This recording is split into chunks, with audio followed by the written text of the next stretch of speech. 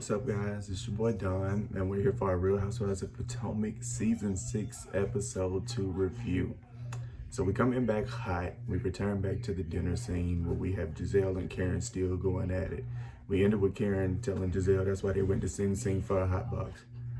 Child, everybody at the table's confused. What is Sing Sing? And when I looked, Sing Sing is a correctional facility in New York. Now, child, I don't know what Gizelle was doing there, what kind of dealing she might have going on, what kind of dealing she may still have going on. But according to Karen, they went to Sing Sing, child. Now, everybody goes around the table questioning what Sing Sing is. We get the quick little outtakes and interview bites of people saying what they thought Sing Sing was. Then we get to Robyn questioning what Sing Sing. You know, Gizelle Bestie gonna come to her side, child. So Karen said, you know what, at this point, anybody can get it. Lottie-dottie, everybody, let's line them up one by one. So she asked Robyn, when are you getting married? When's the wedding? Robyn says soon. Once the pandemic is over, when's yours? Karen said soon. It'll be a real wedding with real people who love one another. When I tell you I gag, I cackle, because Karen had to come for Robyn like that. Robyn was just asking a question. She wanted to know what Sing Sing was, and Karen said, you know what, since you opened your mouth, you can get it too. And so Robyn says at this point, you know, I'm over it. Karen just wants to insult everybody. Let's just move on. So Wendy gets the chef to come decide, Wendy gets the chef to come spill whatever it is, talk about whatever it is that they're eating next. Move on to the next part. Let me get my notes because I don't remember what we had. Mia, that's what we are, still at the dinner party. Child, Mia interjects and tells Karen, you know, I love you. We have our own relationship. We're friends, so on and so forth. But the energy and vibe I get from Gizelle, she has a good heart. Silence. Chirping. Nobody says a word. Then we flash to the interview where Karen was like, yeah, Wendy, Gizelle does have a good heart. It starts out like that. Give her 5 minutes. And so then fast forward to Wendy. And this is where I get a bit confused because I'm not understanding where Wendy gets this energy, this vibe that she has towards Mia. I don't understand it. Maybe it's some underlying that we didn't see. You know how Bravo and the editors do, child. But there's this thick tension between Mia and Wendy. We see Wendy start discussing how she feels like if Mia came with Karen and they're supposed to be friends, and she knows that Karen has this issue with Gizelle, then Mia should have been defending Karen no matter what. They wrap up the dinner. We see them all get ready to leave. Mia tells them, nice to meet you. She gets their phone number. They exchange contact information, and we move on. So here we go. We jump right into Mia's intro. Baby, I'm falling more and more in love with Mia the more we get to know her. We see her on the phone in her intro scene, having a phone call with her business partner about things coming up, and fast forward to her arriving at home. 3,700 square foot penthouse. Beautiful. Views, space, interior, bomb. We meet our kids, and we finally get a glimpse of her husband, Gordon, who they call G. Now, I know she said G is 68 years old, but he don't look 68 to me. He definitely ain't a young chicken, but he definitely don't give me 68 years old. Very good looking 68, so money well spent, Mr. G. But we see her home life a little bit. She comes in, changes clothes, and she's going into the kitchen to make cupcakes. Did think it was a tad bit odd that her and her husband didn't greet one another. She was just coming in from work, you know, no kids, no, hey, how you doing? How was the day? None of that, you know, just kind of went straight into conversation and cooking cupcakes. But hey, maybe that's how they operate. I ain't here to pass judgment. I don't know what them folks do in their home in their free time, but it works for them. But they start to make cupcakes, and she takes a phone call, and you can see a little bit of irritation and frustration on G's face. It's a business meeting phone call. The little girl storms out, screaming, upset, because she's trying to get mommy's attention about one of the sprinkles in the cupcakes, and mommy's on the business call. And so G voices his concern or his opinion about the fact that she's taking business calls as soon as she walks in the house when it's time to be with kids. Well, at that point, Mia gets a little spicy. Now, I thought it was just with the girls, but maybe that's just Mia's personality. She got a little snappy with Gordon, talking about, are you going to be upset that I have another call lined up as well? And he's like, you know, no need to get defensive about it. I'm just letting you know I would appreciate it if the time that's supposed to be with the kids is spent with the kids. We go to Mia's confessional where she starts speaking about how when Gordon was her age, child, which we already found out it was years, many moons ago. When Gordon was her age, he was ripping and running, doing business things. But now that he's grown, older, the business is established, he's home with the kids where he wants to be and doesn't quite get or quite like the fact that Mia is still out and about being, like, as she said, the boss, CEO in charge. But I think they're good. Love their family dynamic. Excited to see more of them.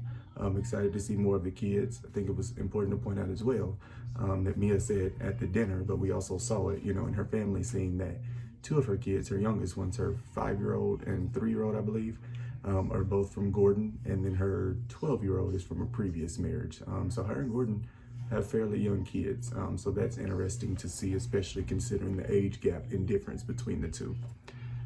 So then we're going to Miss Candy.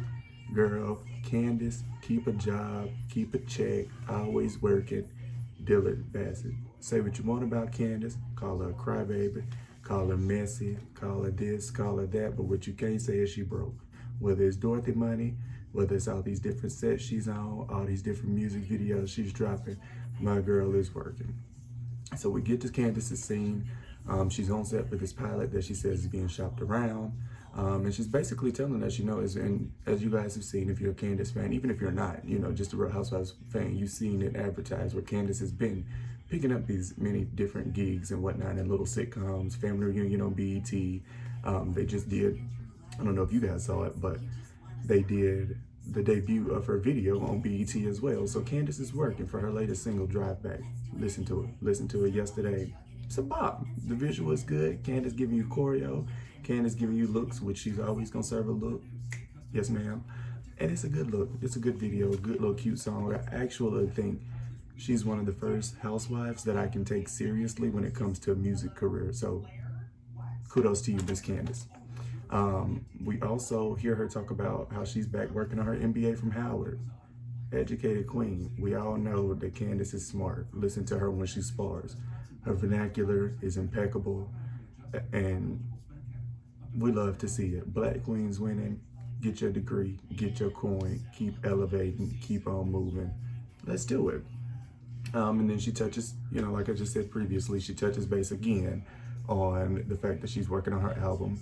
We know now that she's releasing music, that she's been in the studio. She signed a record deal last season, so we're kind of seeing the continuation of that. And I'm excited. She gives Chris a call in the scene, and they're talking about her stepchildren, and they're talking about how Chris has now stepped into the management role, her husbandry role. Me, I don't think it's a good idea. I don't believe it makes a business with pleasure. But if they got a process, if they know how they gonna run it, if they know that it works for them, to each their own, go for it, do your thing. You know what you're doing, you know what you got to do. So then we move on to Miss Darby. Ashley Darby and Sheila, honey. Sheila Sashay right on in there with them balloons.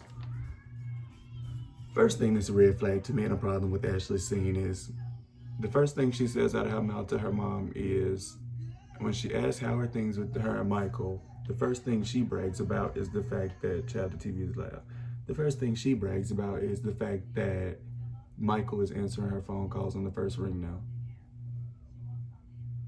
He's your husband. That's not something to be excited about. I think that's something that is expected. I think that's something that is standard, especially when you're pregnant with this child and set to give birth any day now. Let's not normalize, celebrate mediocrity, because I ain't gonna cut it, I ain't gonna get it. But you know what? I digress. For Michael Darby, that's a huge accomplishment. Good job, Michael. Keep on keeping on. Keep up the good work. We also find out that Ashley has also hired, they've gotten a nanny named Daisy. Now, child, I ain't here to want to talk about nobody, but we know why they got Daisy. Look at Daisy and consider Michael's track record. I don't think nobody checking for Daisy like that, child. She just there to do a job. We see Ashley touch a little bit on her postpartum that she experienced after having baby Dean. And Ashley's there, Daisy is there to alleviate some of the stress and tension and things that her and Michael experienced beforehand, so that Ashley can kind of curb, you know, the whole postpartum depression as much as possible this time. So that's a very beautiful thing because, you know, of course, you know, I'm a male, so I don't know firsthand experience. I just know the stories I've heard. Postpartum depression is a real thing. It's a big thing. It's a scary thing. So I'm very happy and proud to hear that Ashley is taking the necessary steps to get the help that she needs, because sometimes there's a negative stigma attached to talking about things of that sort, especially in the African American community. If you need help, get help. Postpartum, mental health, anything of that sort, they're there for you. So go get the help if you need the help. But off of that tangent, child, fast forward to Ashley talking to Sheila about her sex drive. Now, Bravo knows we could have dealt without this scene. Bravo knows we could have dealt without this scene. Ashley started talking to her mama about the fact that she got more than one hole for a reason.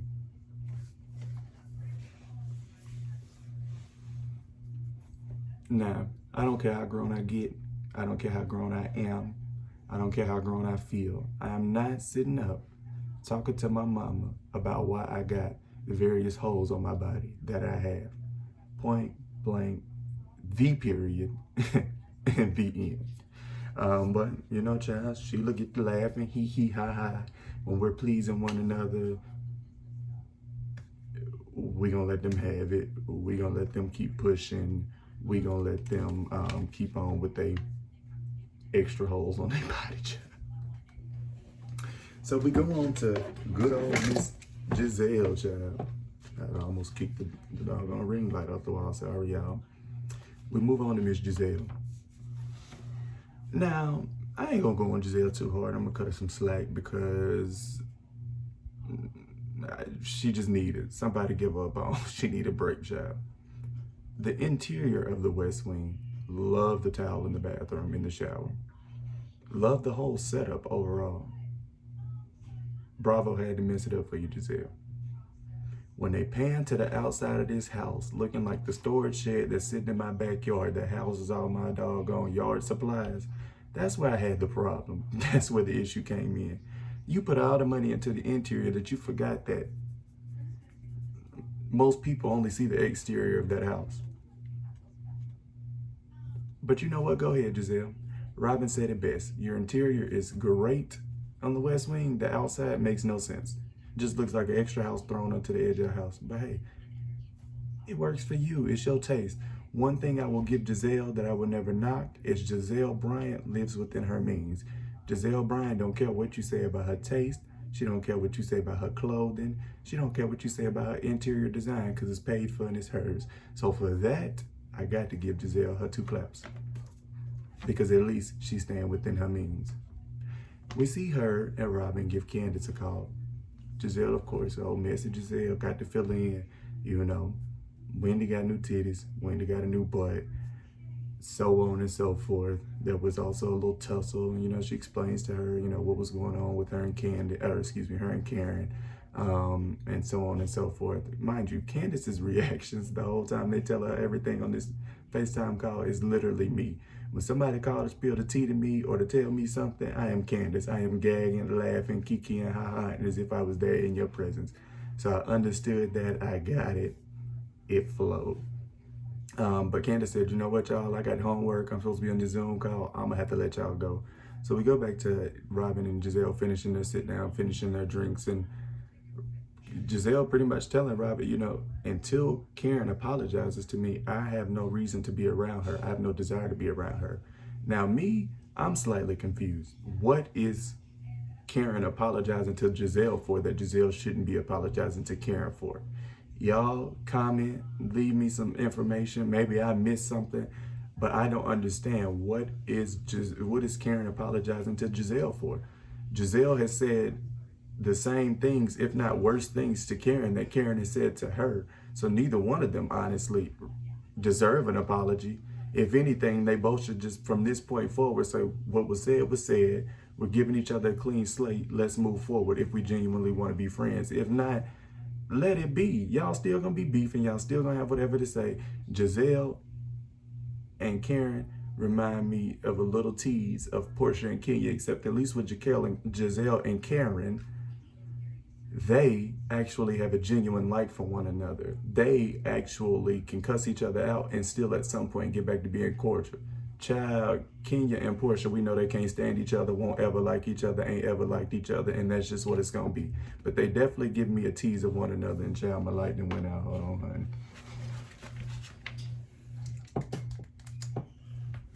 Okay, we back. You know, nothing major, a little light that went out. But yeah, so I don't understand what Gizelle is wanting that she feels like she doesn't owe Karen when it comes to that apology. But, you know, we get the split scene, which I love when they do that, of Karen and Ray talking at the same time that Gizelle and Robyn are talking. And Karen tells Ray, you know, I feel like I went a little too hard. I didn't have to call her a whore from Hampton. I didn't have to say half of the stuff I said. But you know what? At this point, it's said now, Karen. I do think, like a lot of people have said, Karen is reaching with the whole Gizelle wish death on Ray. I get where you're coming from, but you should have said something when it first happened. It's a little too late all of these years later, too little too late type thing. But go off, Karen. Nobody can tell you to feel how you feel about your husband.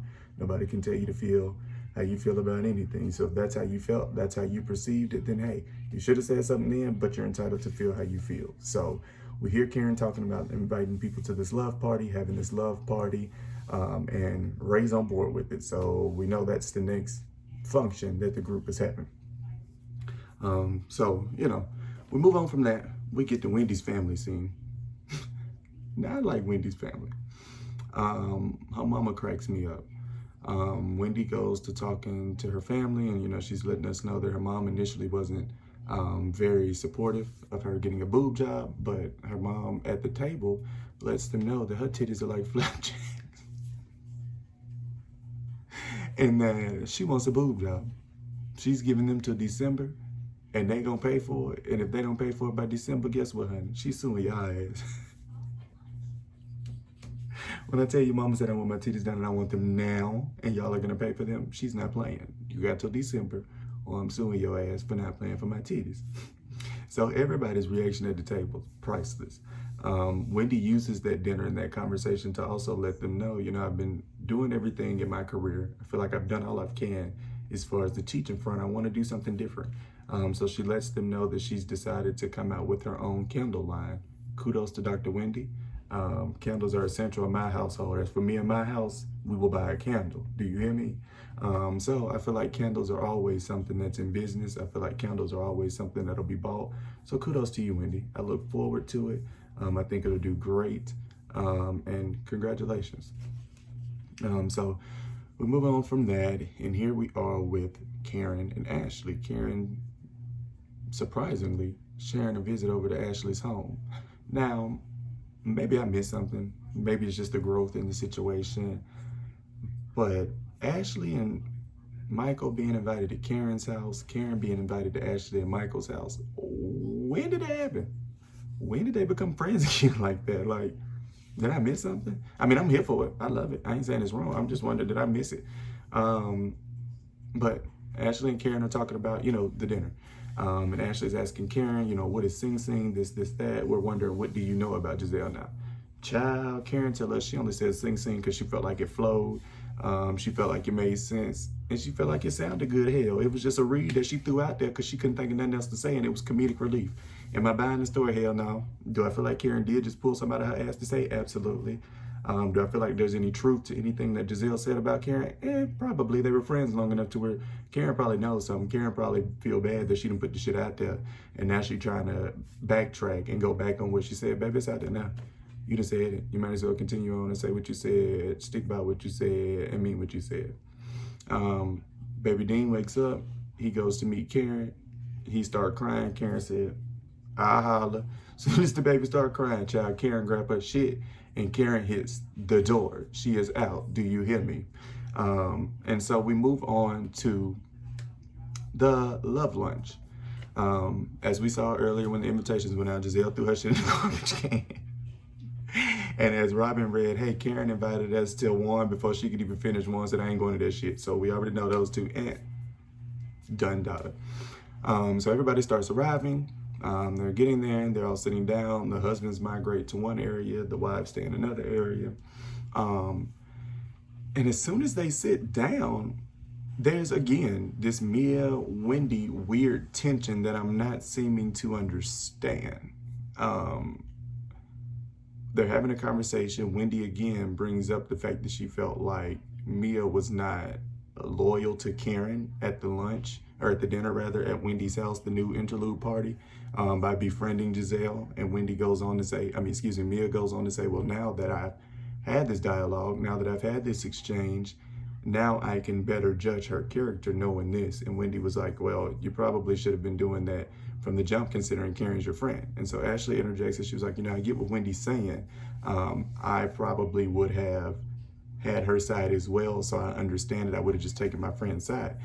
And I get what Mia's saying. If Karen don't have a problem with it, why are y'all making an issue out of nothing, making it a big deal? If Karen ain't said nothing to me and I'm her friend, why do y'all have an issue with it?